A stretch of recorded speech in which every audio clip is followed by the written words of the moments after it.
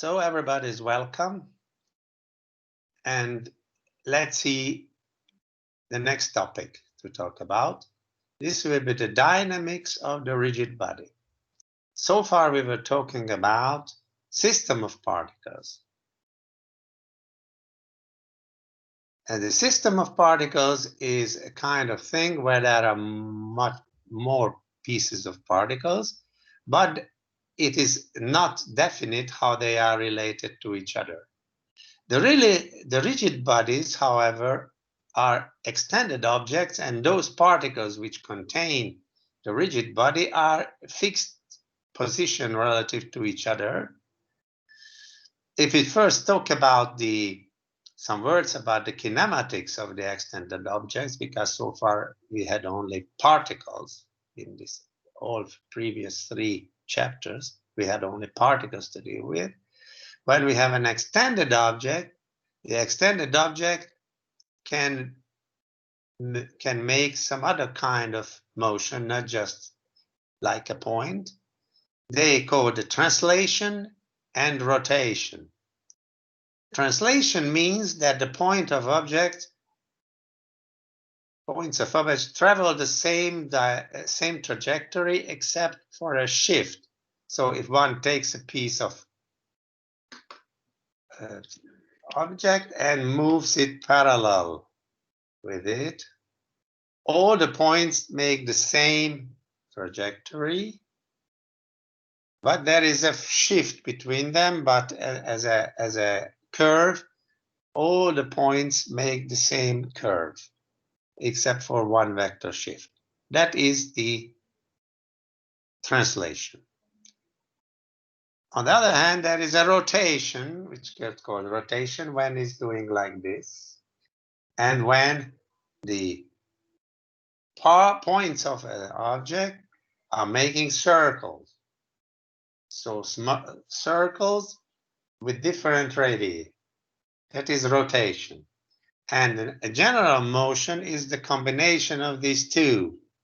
So concerning an arbitrary motion of an extended object, this is composed of translation and rotation combined. And that's what we will have to deal with them separately after this. Okay? So this is about the kinematics of the extended object. Later we'll be using this knowledge. Okay. The rigid body is a special system of particles. Here the positions are fixed relative to each other. In addition, the shape of the geometry is given unchanged, and the applied load does not change the shape. We consider it a rigid, which means whatever load you put on it, the shape of the object does not change. We know that it is a model again. Model physics is full of models, because all objects, what we are having in the nature, is not a rigid body, because whatever load you put on a solid object, it somewhat changes its shape. But as a model in physics, we are saying that the rigid body is so stiff and so rigid that the load what we are working with is not able to change its shape.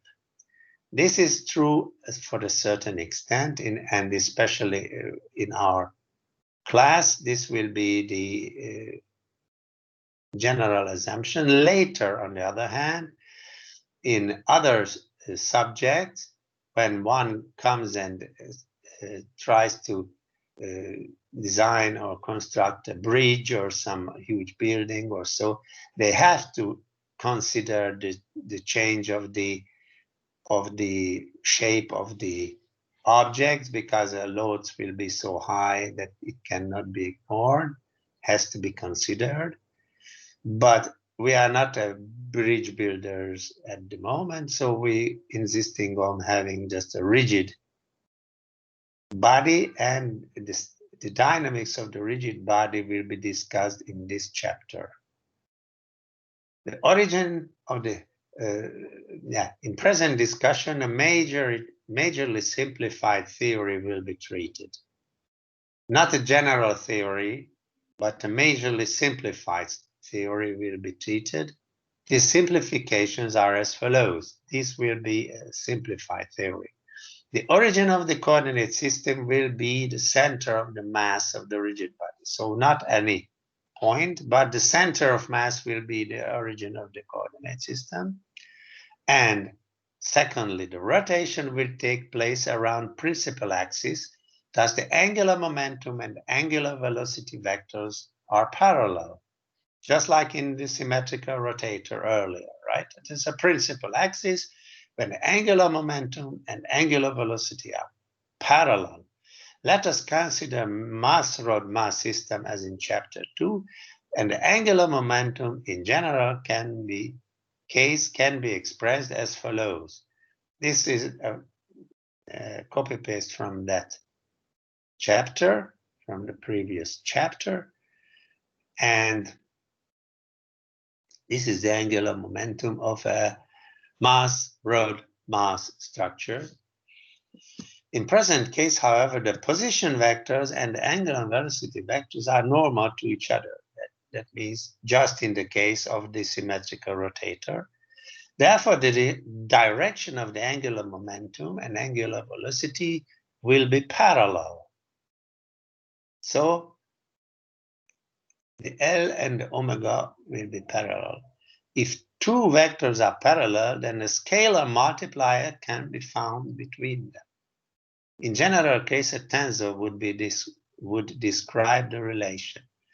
But now we don't need any complicated stuff like that, but just simply a multiplier, a scalar multiplier, which is showing up here, provided that we have all R and omega are normal to each other, and this is normal again.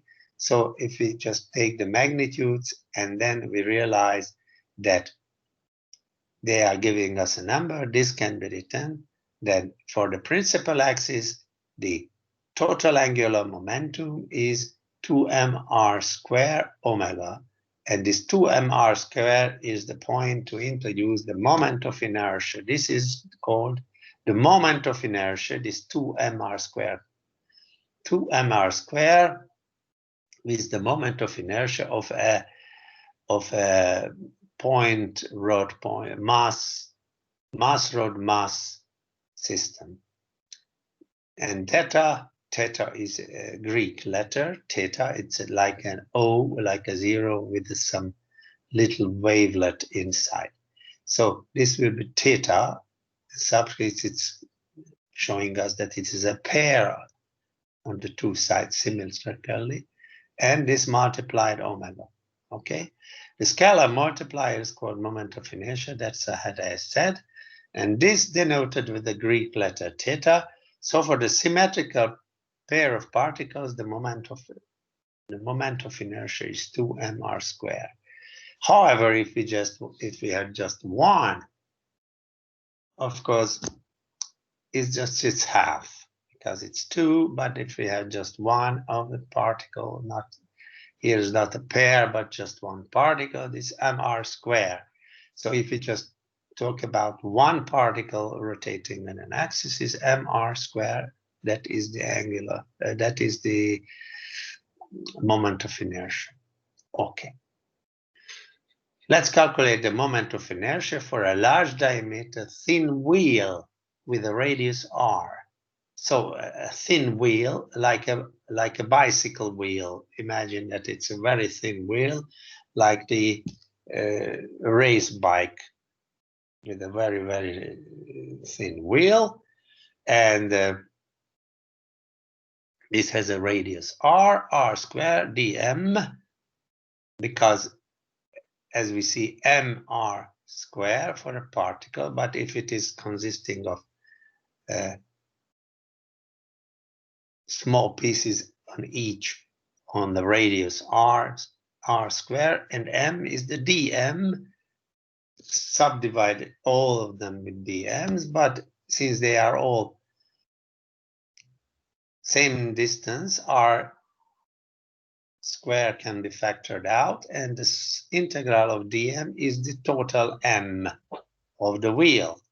So the wheel angular, the wheel moment of inertia is in terms of formula equal with the moment with the moment of inertia of a particle in terms of formula, but in here the r means the distance of the particle from the rotational center. Here the radius of of the wheel, and m is the total mass of the wheel.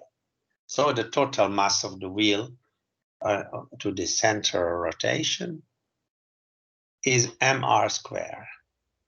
Now let's go further. Now consider an arbitrary rotational symmetric object.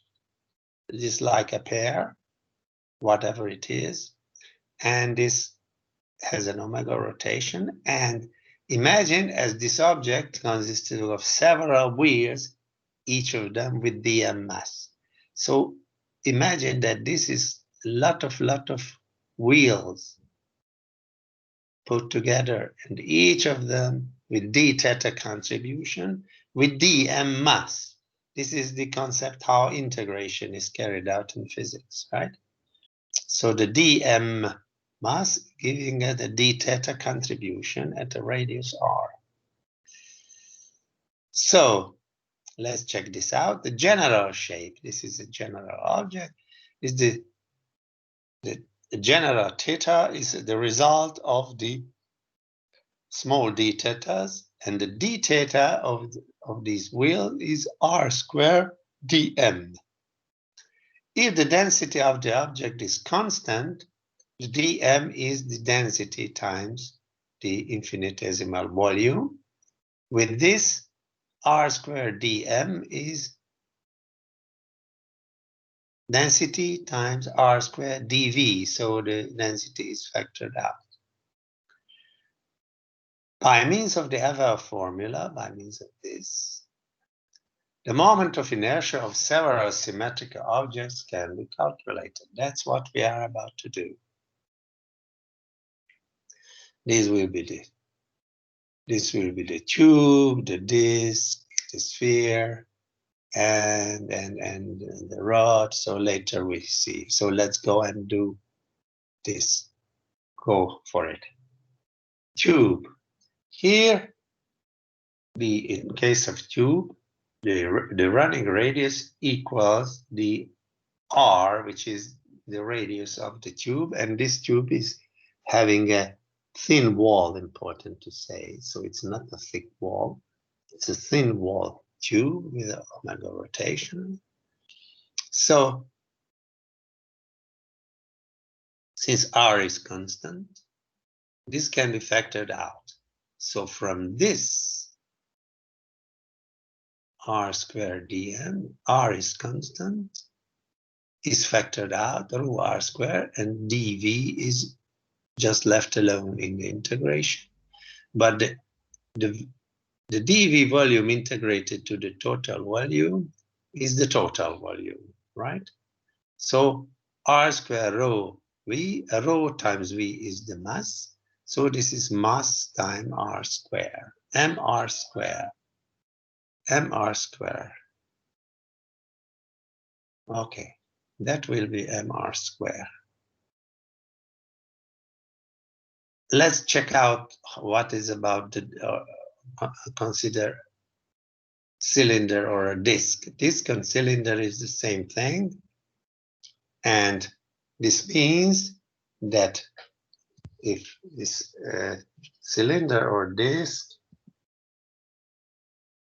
just a moment.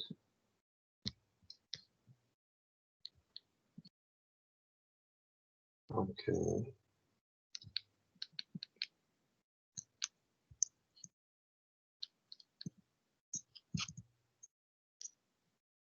No, cylinder or disc. So let's put together a cylinder from several tubes with increasing radii. with increasing radii, put together several tubes with increasing radii, and this way we build up the disk.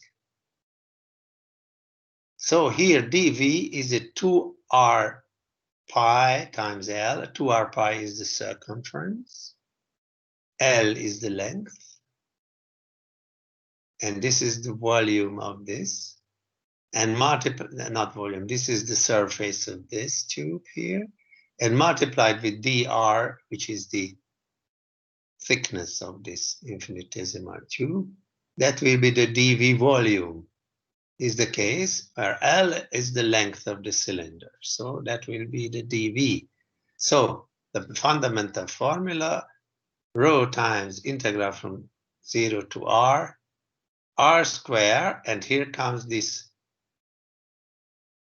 volume, 2r pi L dr, 2r pi L dr, and this is in here r to the 3, because this was r here, and this is r squared, so it is r to the cube, and the rest is factored out, rho 2 pi L, r to the third dr, and r to the third has to be integrated, and is what we know, that r to the fourth over 4 is the antiderivative, and at capital R minus at 0 are the borders. So if we substitute them, we get this result, pi over 2 rho L R to the fourth. But this is not the way we like it, because we know that the mass of a cylinder is the volume, which is the r squared pi is the area, L is the length, so it's the volume of the disk or cylinder multiplied with the density as the mass. So why don't we divide this theta with m? And if we do that, we just can write it here and divide it with this, so put it into the denominator down. So from here, r squared cancels out. This is coming down to r squared, and all the rest is canceling out, if one can see that, except for the 2, because pi is also canceling out, L is also canceling out, rho is also canceling out. Only left is r squared over 2. So from here, the moment of inertia is readily expressed at 1/2 mr squared. This will be used extensively in the future in solving problems, because in the 99% of the problems, we are having a cylinder which is rolling, and mostly rolling on a winch or on a pulley. So this is a very frequently used formula. Okay, but so we have done it with we have made this, the tube and the cylinder. Now let's go further. Here comes the spherical shell or hollow sphere, a sphere which is like a little balloon, like a balloon, has only wall, but inside is hollow, empty. The internal part is empty, and only the wall of them is made of material, and the rest is empty. And the thickness of the shell is S. Shell. This is a shell. So spherical shell. According to general expression, this is the general formula for the moment of inertia, as we had already made it. Now let's find out how it goes. We have to carry out the integration, and this means that this R is what we have in here. This is the radius, because the integration will go from here to here. So r, let's see how it goes. The radius is r, this is the radius of that, and this little r, the small case r, is r times the cosine, because this is also phi, it is r times the cosine of the phi. R times cosine phi, that is r. Function to be integrated, the function to be integrated, r square, and this is the r. So this is on the square. No, this is wrong. Let me check this out. This function r. So this is not alone the function, but this is the r square. This will be the r square. I just checked out the function to be integrated. And this should put to the second power, right? R to the second.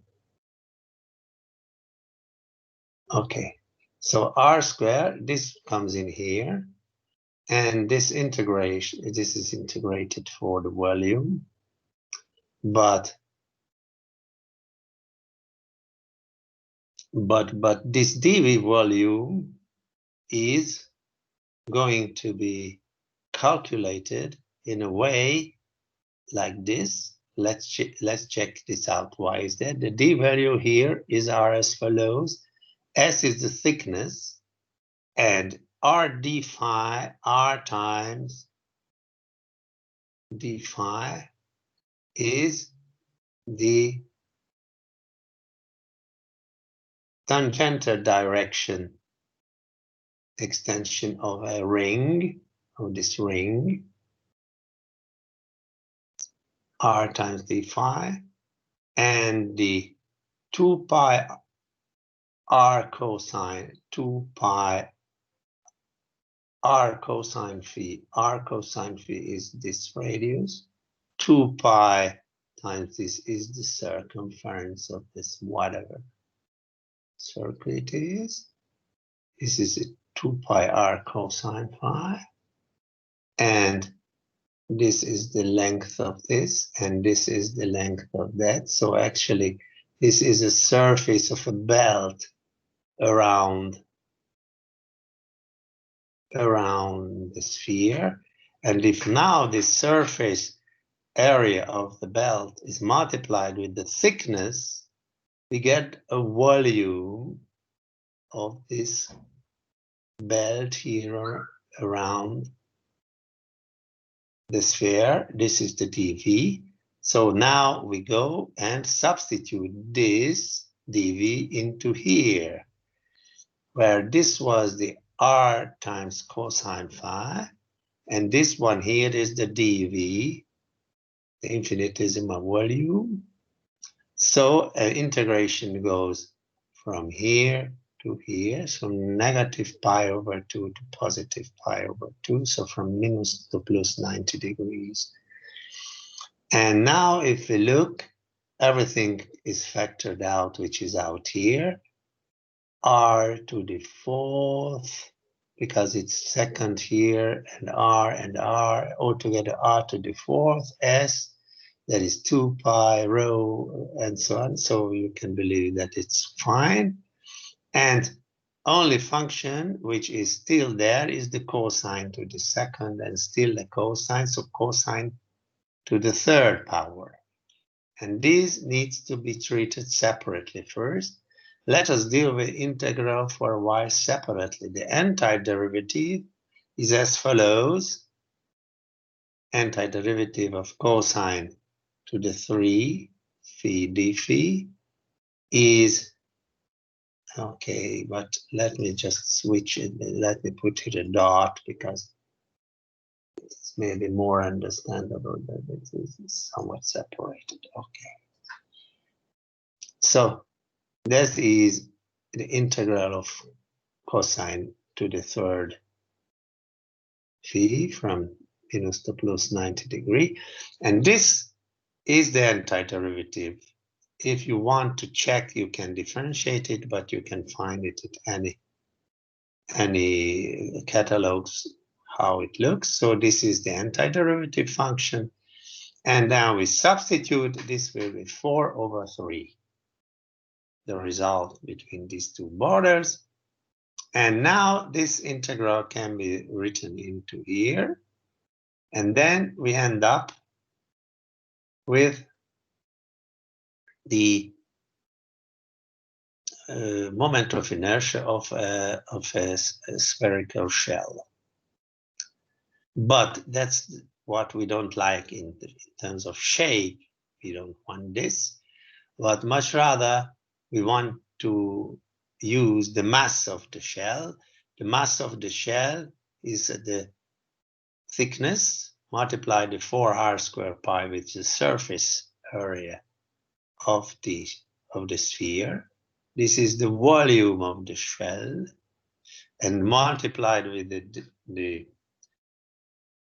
density gives us the mass. So let's go and divide them, make a division between the shell, theta, and the mass. And if put all of them in here, 4 over 3, this comes up, this goes down. Now we see that most of the things cancel out. The 2 pi and s is canceling out, and rho is canceling out.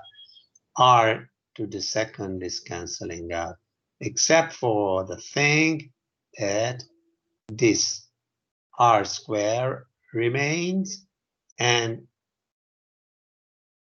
this one here, the 4, and this 4 also cancels out. The only thing left is 2 over 3. So the result finally comes out that the spherical shell have the moment of inertia 2 over 3 mr squared. Okay, that means that is the moment of inertia of a spherical shell, just like a basketball, because that's or any ball, any spherical ball, because it mostly contains material on its wall, not in the volume. Therefore, the moment of inertia of a ball is 2/3 mr squared. Okay. Let's go for the next thing, the bulky sphere. The sphere, which is not just a shell, but it's filled with material completely. So it's bulky. It's not hollow. It's a bulky material. This can be composed of several spherical shells with increasing radius. So imagine that it is consisted of spheres just like an onion, gradually contained by each other. Infinitesimal volume is the product of whatever surface and the thickness, and the inflating of the inflating sphere, and infinitesimal thickness is dr. So if at any location, the infinitesimal volume is the dv 4r squared pi, which is the surface of this little r radius sphere, multiplied dr with the thickness of this infinitesimal layer. Now what we have to do, we have to integrate this, which is the shell, empty shell, integrate as it was an infinitesimal contribution, and in here we go and rather replace it is 2/3 r squared dv.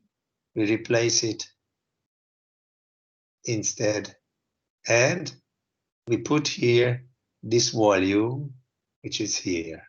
So after doing so, we write it in here, order, factor out the things, And what we have come up with is the r to the 5th over 5, the antiderivative of the r to the 4 function. And if we carry out the integration and subtract this from this, this is giving us a formula that rho times 8 pi over 15 times r to the 5th. On the other hand, the mass of the sphere is the product of the volume and the density. So we still don't want this ugly formula, but much rather we want to use the mass in here, not the density. So we rather say that the mass of the particle, mass of the sphere is 4r cubed pi over 3, which is the volume of the sphere, multiplied with the density. So if we now divide them, sphere over the mass, the similar things happen as happened so far, that almost everything cancels out. Almost everything cancels out, except for 2 over 5 r to the 2nd power. So 2/5 r square. And from here, we can readily express the sphere as 2/5 mr square. This also is used for some times, but not so much. So we still have problems with this, but not so often, right? We will see how much it happens. Okay, let's go for the next point. This will be a simple stick or a rod. It's either stick or rod. It is the same thing. It's a piece of homogeneous material, a straight section of material with a constant diameter. Whatever shape, it does not matter in terms of cross-sectional area. So the stick is put together from several particles with increasing radius. So imagine as it was particle, particle, particle after particle in one line. Early in this chapter, it was shown that in case of particles, the moment of inertia is mr square. In addition, the infinitesimal volume is very simple. The dV is the cross-sectional area times the displacement, the infinitesimal dr displacement. Let me just change it here. Also, we put here a point that some people were able to find out that this is a product. Okay, the d is not a number here. It means the delta, which is a very small d, very small distance, very small changing, right? Okay, so this is the dV, and now we use the formula, original formula, density and r squared dV integrated to the volume, and this is integrated from 0 to L because the length of this L, length is the L, r squared A dr. Here, from here, rho times A is factored out, and that will be the integral of the r square from 0 to L. So integral of the square is the r to the 3 over 3, and up and down is just subtracted from L when it is down is 0. So the only what happens that it's L to the 3 is what we have in here. So altogether this will be 1/3 rho times A times L to the 3, L to the 3rd. But it is still not what we would like. We would like to use the mass. Mass is A times L times rho. A times L is the volume, rho is the density, altogether is the mass. And if we check this here, A times L times rho is exactly what it is here, except for not L to the 3, but L. So it is an additional factor of L to the second is coming in. And that means that the rho, theta rho is 1/3 ml to the second. That will be the rod, the moment of inertia of a rod. And this assumes that the rod is spinning in an axis which is going through at the end of the rod, right? Now we should find out how much the moment of inertia is through a center of mass. So we want to put this rotational axis to the center of the rod, not the end, but in the center. So we replace that.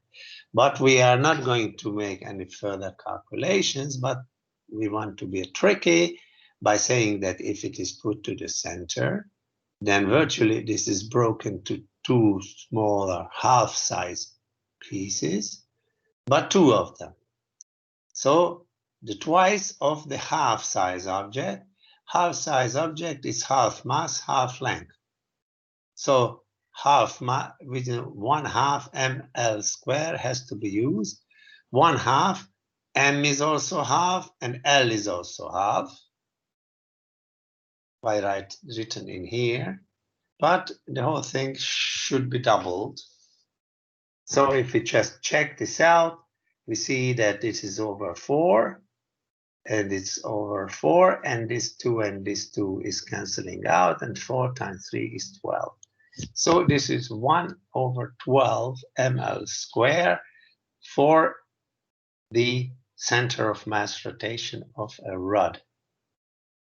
That's the conclusion. And now comes the special case of a more complicated formula, which is called the Steiner's theorem.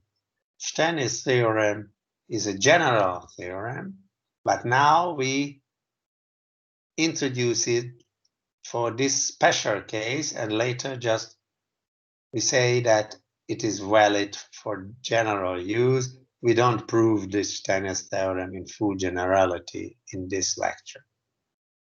If one calculates the difference between the moment of inertia of the rod with different axes, an interesting relation can be revealed.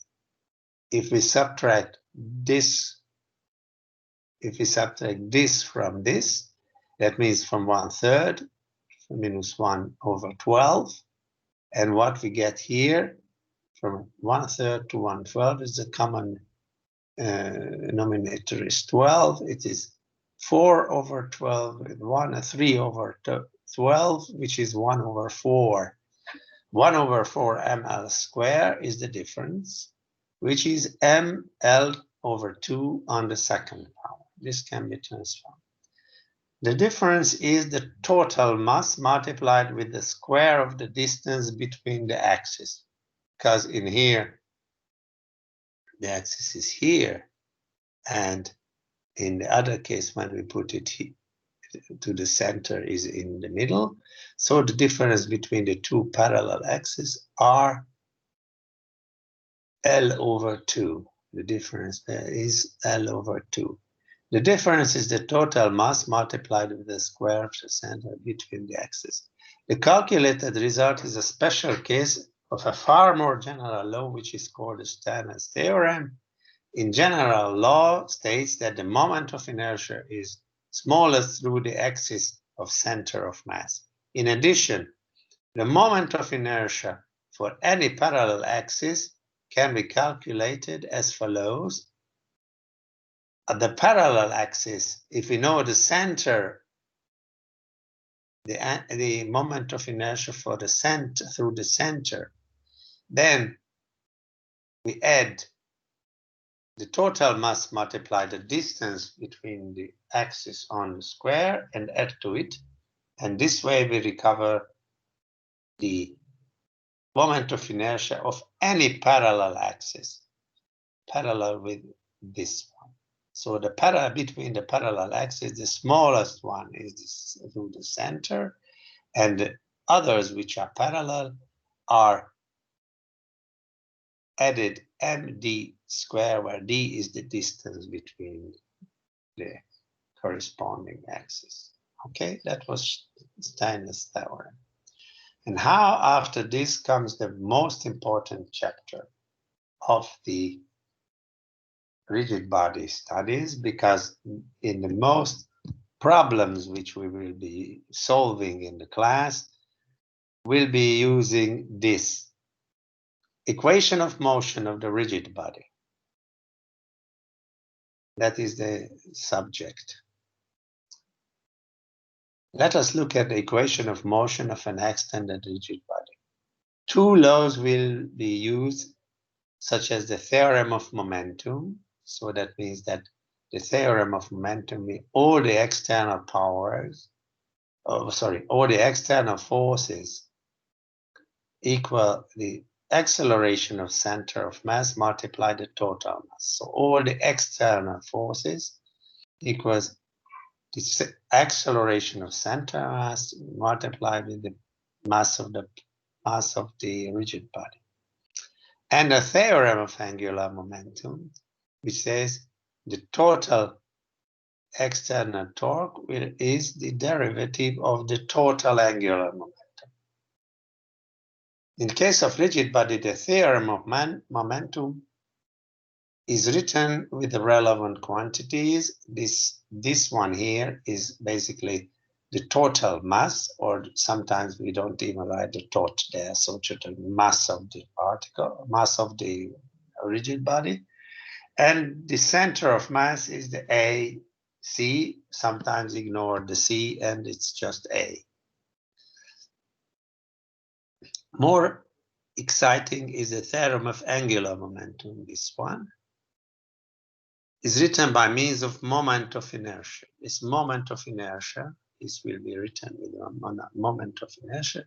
Subscript C means that the moment of inertia is calculated to a principal axis through the center of mass. So if we consider this, the L tot is the center of mass moment of inertia multiplied the angular velocity. Derivation is carried out on this product, where the center of mass moment of inertia is constant, and here enters the derivative value of the angular velocity, which is called angular acceleration, which is called the beta. The beta. So total momentum here, the total momentum, the total torque equals the moment of inertia times the angular acceleration. So that is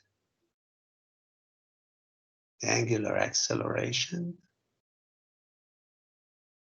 Okay, so we have two formulas. So altogether, the equation of motion consists of two vectors.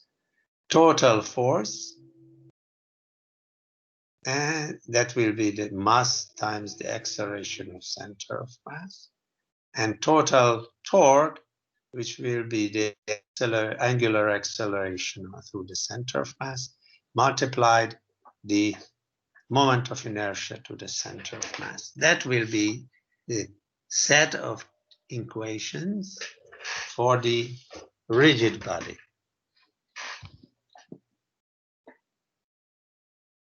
At present, they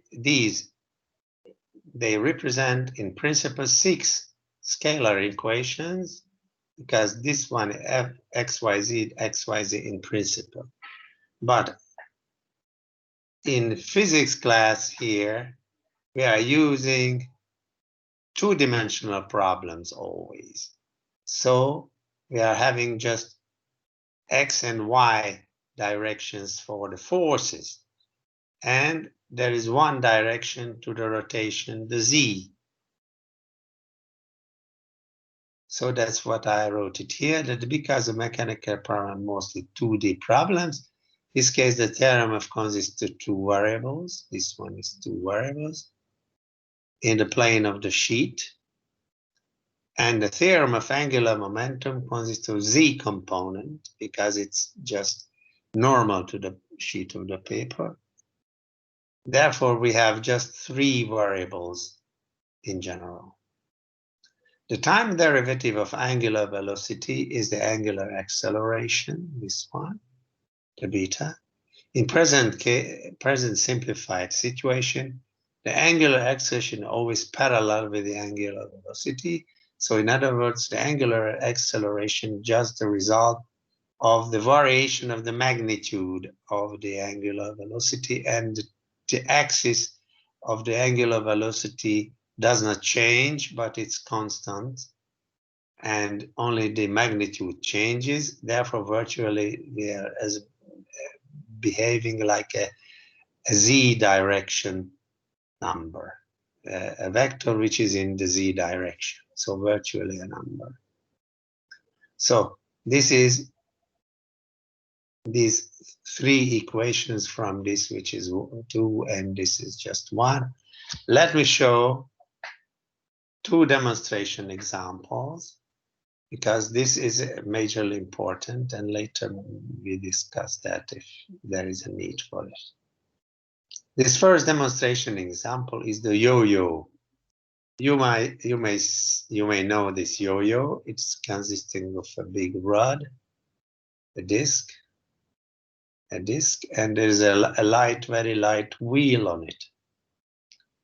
And the disc has a radius r, but there is a smaller wheel inside on which hurtled around some rope. So if you hang it up and let it go, it is going down. So if we want to find out how we can find out what acceleration it is coming down. The mass is 3 kilograms, and the acceleration is gravity is 10 meters per second m square, and there are two radii r and 3 centimeters. Let's take the equation of motion. Equation of motion in this, we have motion in the vertical direction. Mg is the gravity force, and K is the supporting force of the rod with which it is hung up to the ceiling, to the high point. So the equation of motion in this direction is Mg minus K equals M times A, and here the acceleration points down, so that is considered positive. And let's check out how the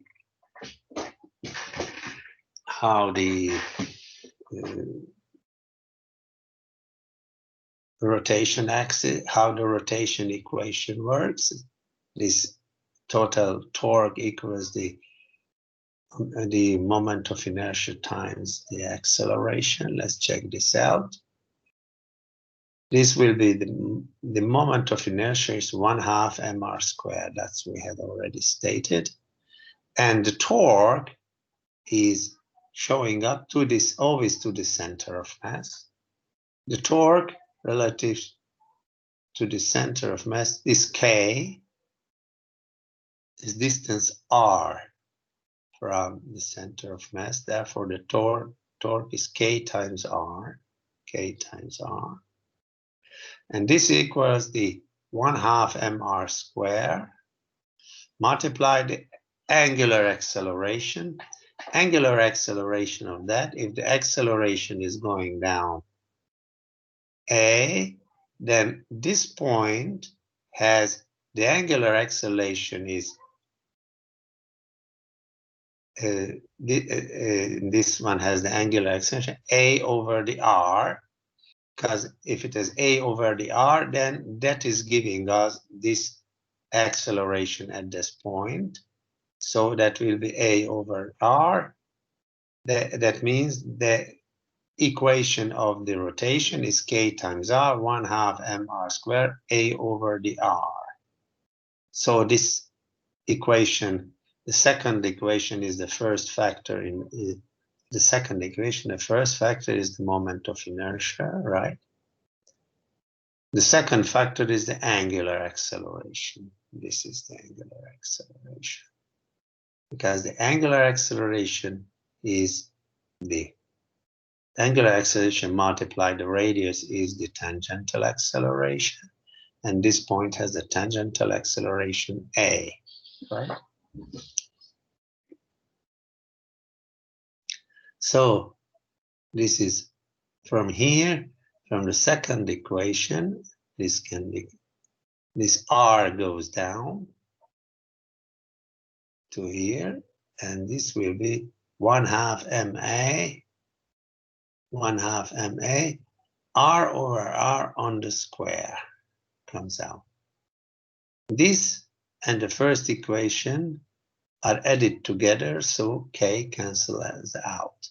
So this one and this one are combined when minus k plus k cancel out each other. So mg remains, and mg will equal the ma plus this. And from here, ma can be factored out. So ma times n plus this, right? So from here, the acceleration is, after dividing with m, acceleration is factored out by putting it down to the denominator. This is coming down to the denominator, and the g will be here alone. That will be the acceleration. So we can just go and put the numbers in here, and that will be, the acceleration will be 1 over 1 plus half, and the ratio of the radii, which is 2 to the second is 4 semified is 2, 1 plus 2 is 3. So 1 over 3 times the g, which is this much, 10 over 3 meters per second square. And our job to find out how much is the rope force. The rope force results as the acceleration is substituted to the expression of k. We have here the acceleration. We could either substitute the number, but we could also substitute the formula just to get a general result. We do this. So here we have the acceleration, this one, and we write it into here, 2m r squared and stuff, and then we consider this a is next to it.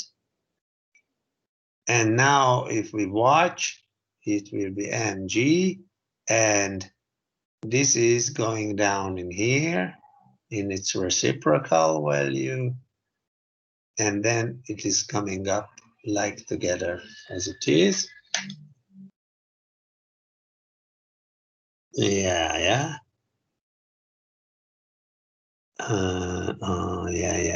As m, this m is up here, and if we want to multiply something, we can divide its denominator. So instead, we take this number and we take the 2 times little over capital R on the square and put it down here. And this way we end up with this formula, because this becomes unit. And this is 1. Okay, so ultimately this formula into which one can substitute the numbers, and we recovered that 20 newtons are 20 Newton is the result with which the rope is pulled during this. So this is the yo-yo. Okay, this was one This was just one example, and let's see an example which is somewhat more complicated. Let's check this out. Consider on the table, cylinder on a table, and we have a cylinder on the table here, and find the acceleration and the tension of the rope. Here we have a cylinder. On the cylinder there is a rope hurdled around on this circumference, and this can roll down from the cylinder as long as it's traveling. And in here there is a pulley, and after the pulley there is a rope hanging down, and on the rope there is a piece of mass hanging. So ultimately it is sitting on the table, and this is having a frictious surface. So there is a static friction between the cylinder and the table, and we should find the acceleration and tension of the rope. What happens then? This is pulling the things down.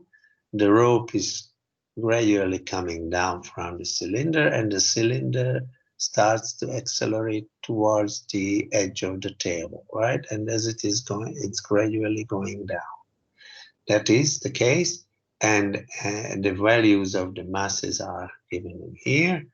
Let's go and let's look at the equation. We consider this as a positive direction, and we say that mg minus the k is the m times a. The acceleration of this block is the a. Okay, that is easy stuff. Now what happens for the cylinder, which is a more difficult one? It has two components, x and y components, and one rotation. So it is three pieces of equation for a cylinder. Mg is the gravity force affecting the cylinder, and N supporting force is compensating it to keep it on its horizontal surface. And it's a static balanced equation because the acceleration is zero in the vertical direction. However, in horizontal direction, there are two forces. The K force, which is pulling it, which is the same as this one, but the S, which is a friction, static friction force, which is at the moment maybe surprising for somebody, but the static friction force points in the same direction to the right-hand side, from here to here, and these two are added together because they are showing parallel. That will be the acceleration of the cylinder. But watch out, this is not the same acceleration as in here. Be careful.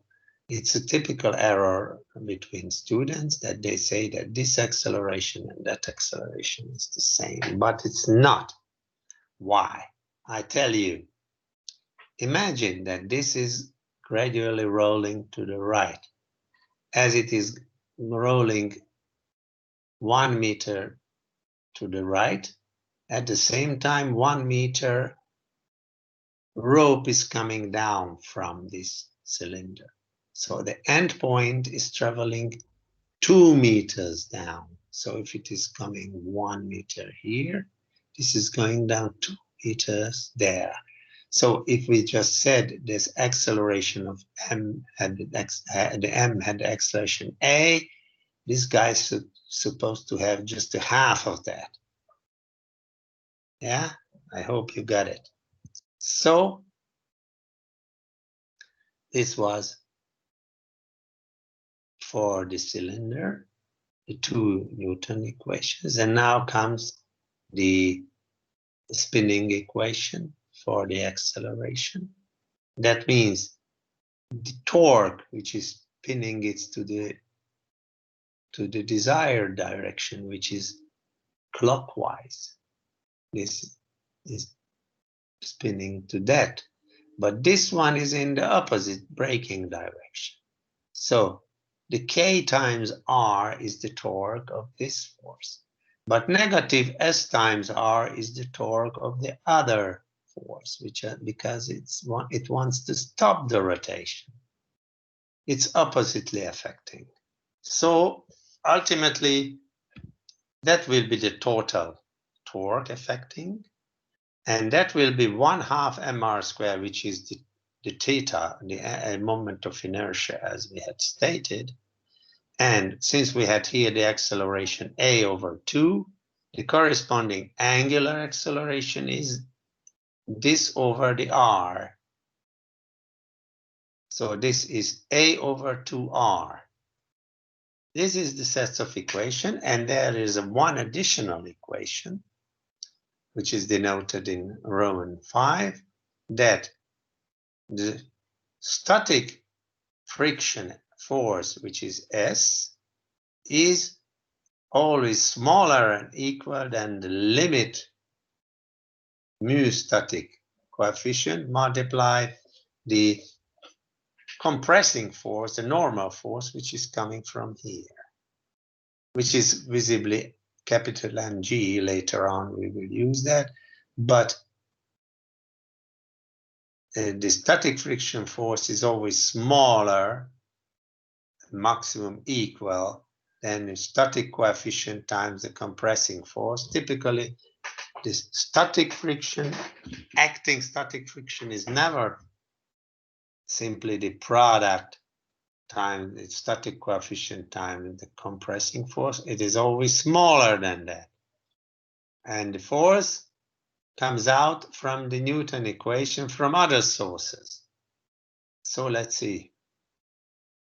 Now it is a system of equations, but if we want to save some hassle about it, we have to be very careful by just making linear combinations between them, not just crazy way go and do it, but we have to always keep the symmetries as possible not to make mistakes. So let me show one possible approach of that. Here we have this one, equation 4, this equation 4 is transformed. We divide it with r, so k minus s, and r is completely cancelling out from here because r squared shows up here, and this r squared plus this r squared, so this will be 1/4 m times a. Good. Now this equation number 4 plus equation number 3, which is k plus s this was k minus s this, added together. S is cancelling out immediately. You see, minus s plus s cancelling out. So the 2k will be, and this is 1/4. This was here 3 over, okay, just let us see that this means k minus s 1/4, and if added 2k is 3/4, and the k is expressed, yeah, because this one and the number 3, when the plus is the half, were added together, and 1/4 over half of 3, that is 3/4, 2k's ma. So the k is 3/8 ma, capital Ma. This is the k. And now we say that equation 1 plus 4 plus 3, let's see, 3/8 ma, that is the k. So we take the k and we substitute this in here. So this will be mg equals 3/4 MA plus MA. And from here, we can go, and it is the same as this, simply express the acceleration because all of them are the same here. So the acceleration is coming out this much, m over 3 over 8 m times g. And if you want some nicer result, we hate that this is a fraction in the fraction. We multiply it with 8, so we have finally 8m over 3m plus 8m times the g is the acceleration. What we can do here, we can go and get the result by writing here the corresponding values. And the m is 8, the capital M is 3, so this will be 8 times 3, 3 times 8 plus 8 times 3, so altogether is 1/2, so the result is 5 meters per second square. Let us find the tension of the rope. We have a formula for the K, 3 over 8 MA. With 3 over 8 MA, we could either go and put this into here to get the numerical value, but we are going to do it in algebra. If we put in here the A, which is 3 over 8, the M stuff. So we substitute this into the A. And we have here altogether 3m times m, 3m, g. All of things are substituted. It is 15 newtons is the result. And now we determine the friction force. Let's find out the friction force. The friction force needs to be, because we got rid of the friction force at the beginning, but now we cannot get away without dealing with that. So what we have to do, we have to go back to the origin, and we see what the equation 4 means. Equation 4 is this one, K minus S 1/4 MA. K minus S minus K, we put a negative in here, minus K plus S is negative 1 over MA. This is a negative of the 4 equation. And we have another equation for the K, which is K equals 3 over 8 MA, which was earlier up here. K equals 3 over 8 MA, 3 over 8 MA. So why don't we add them together? The K will be cancelling out immediately, and also only the S remains. So the friction force, let me add them together. So the S will be this plus this, 3 over 8 minus 1 over 4. 3 over 8 minus 1 over 4 is 1 over 8 MA, and we know what A is about. The A is this much.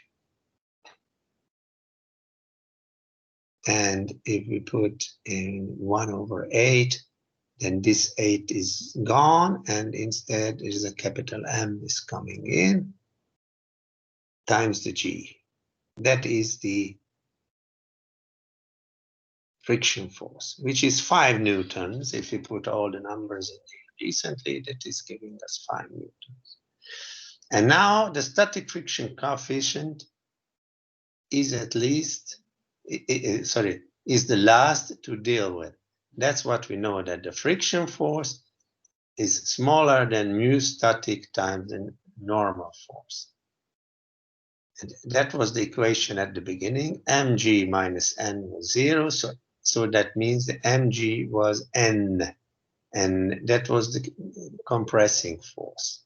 So the S supposed to be smaller than the mu static times m times capital M times g.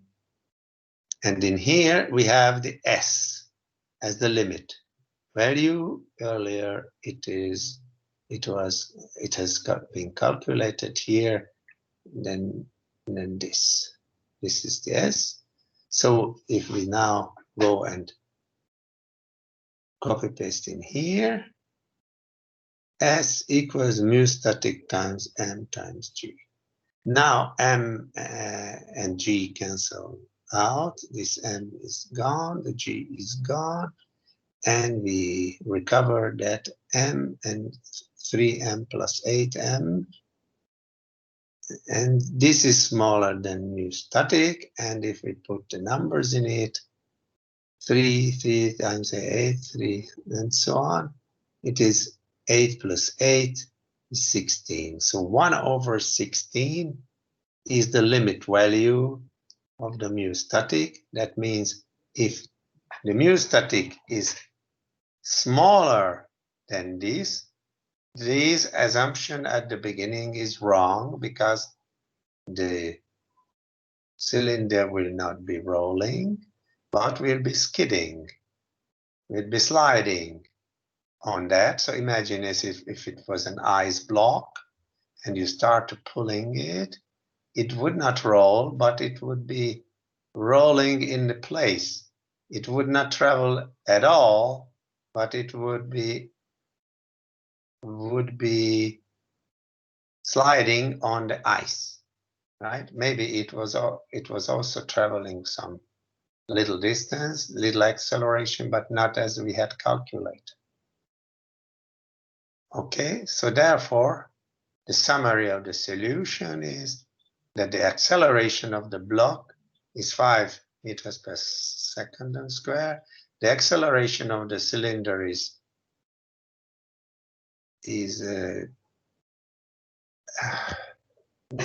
what the heck is that? Is 2, okay, it's the half of that, yes, because the acceleration of the cylinder is the half of that. 2.5 meters second square, right? And the tension of the rope is 15 newtons as it was coming out, and the static friction force is 5 newtons, and the minimum required static friction coefficient was 1 over 16, which is 0.652, 0.0625 value. Okay, that was about the demonstration examples. These type of problems will show up in the test or anywhere in this subject. Kinetic energy of the rigid body. The motion of the rigid body represents kinetic energy. In chapter 3, the kinetic energy of the system of particles was discussed. Let us extend the validity of this discussion to the rigid bodies. So earlier, remember about the hand grenade and stuff, there were different considerations about the kinetic energy of the system particles. Now we have a rigid body much rather than independent particles. Therefore, we have to go back to the formula. You may have seen this. I have shown it earlier. This was the fundamental point. But in here, the term is the same as it was, but in here, this m tot is the total mass of the rigid body. The vc is the velocity of the center of mass.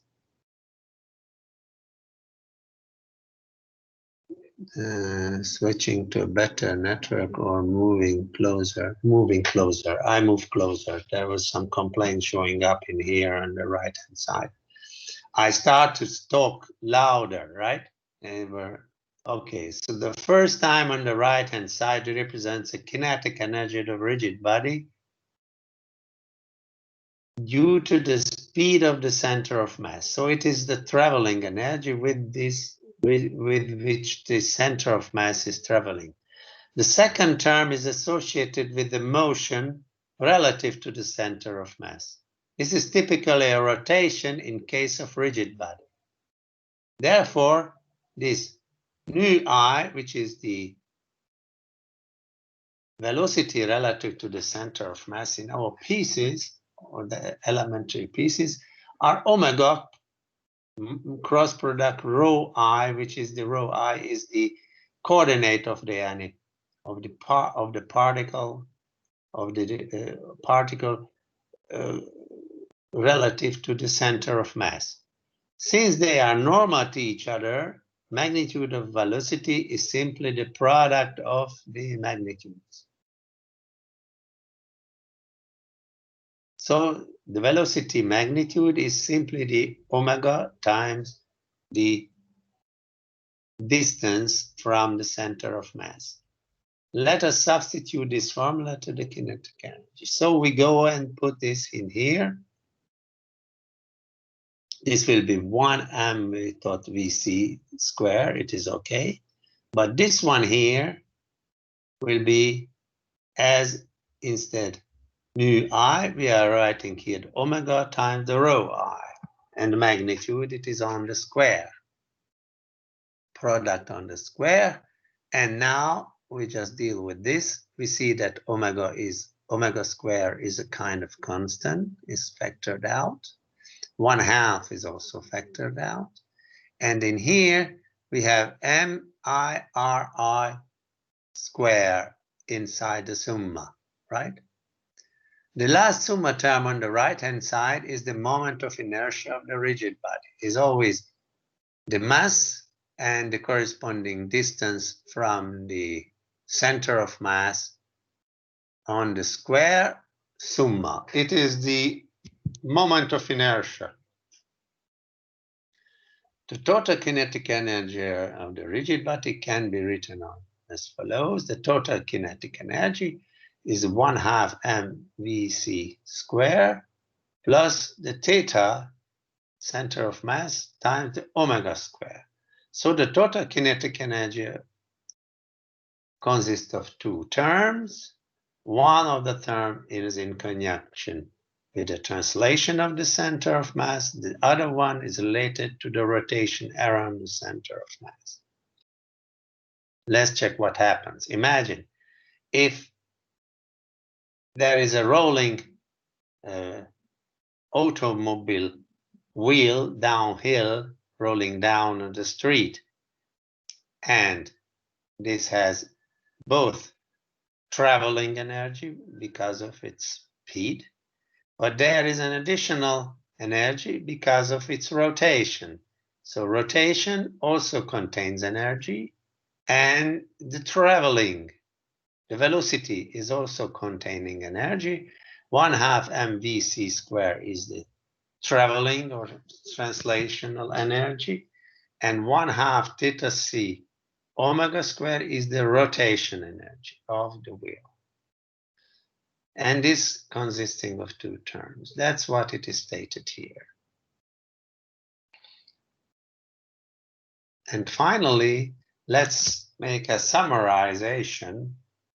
Corresponds between the translation and rotation in the framework of the simplified model. As I had mentioned, we have in here a simplified mechanics in which we are dealing with only, at least in the level of solving problems, we're dealing with only principal axis and center of mass coordinate system. So all the coordinate system is in center of mass, and all the rotation happens in principal axis.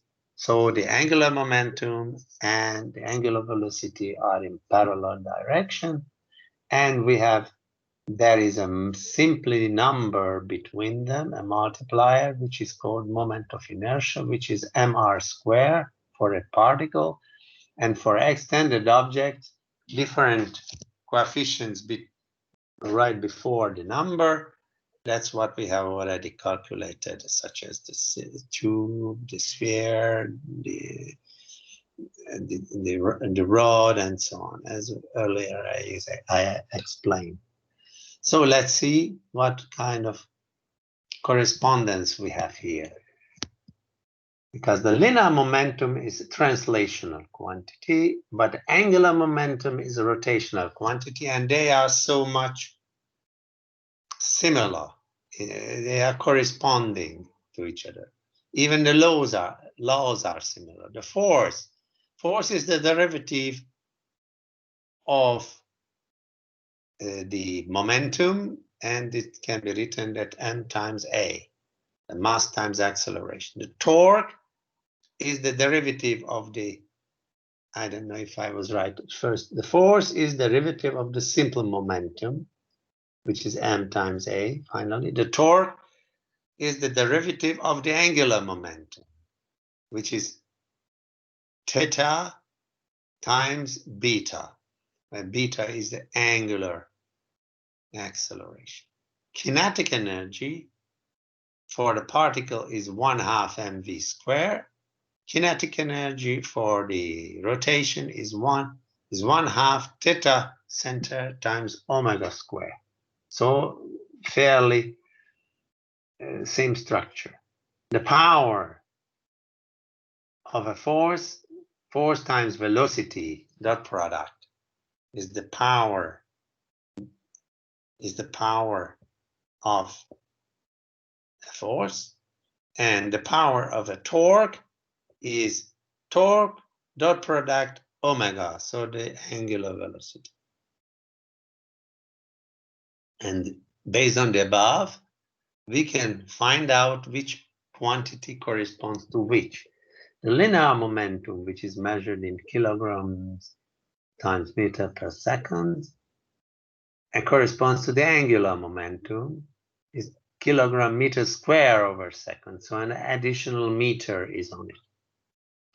The velocity, which is meters per second, is its angular velocity, is just 1 over second. Force is 1 Newton, which is kilogram meters over second and square. The torque, which is kilogram meters square, the second and square, and it is measured in Newton meter. The Newton meter is torque, but not joule. Joule is concerning the work, but the torque is torque times the arm. Force times the arm is the torque, which is a cross product, and the work is a dot product, and all of them are Newton meter. But in case of torque, we say Newton meter. In case of work, we say joule. Interesting. And each of them is Newton meter, but either of them is called, one of them is called joule, which is the work, and another one is Newton meter and not mentioned other way. Here comes mass, which is kilogram, and the moment of inertia is kilogram meter square, and the acceleration, which is meters over second and square, and angular acceleration, which is 1 over second and square in the rotation domain. So I think we finished for the rigid bodies at this time. Thank you.